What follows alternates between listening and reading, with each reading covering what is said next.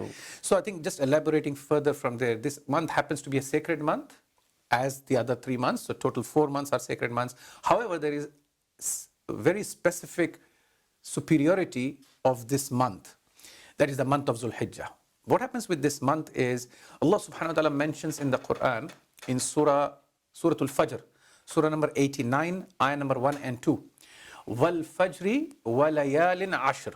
Allah subhanahu wa ta'ala takes oath and says, by the dawn, by the morning, by Fajr, wal fajri wa layalin ashr, and by the 10 nights. Now, according to the hadith narrated by Ibn Abbas radiallahu anh, he says that this is referring to the 10 days of the month of DhulHijjah.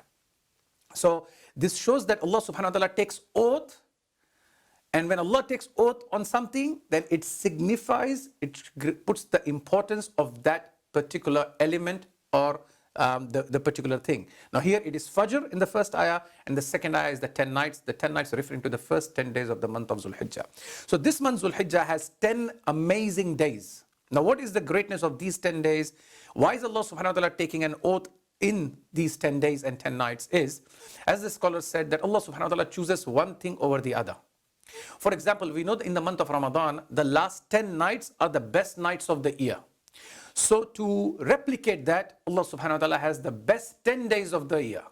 So the 10 nights, the best 10 nights of the year are the 10 nights of the month of Ramadan, and the best 10 days are the first 10 days of the month of DhulHijjah.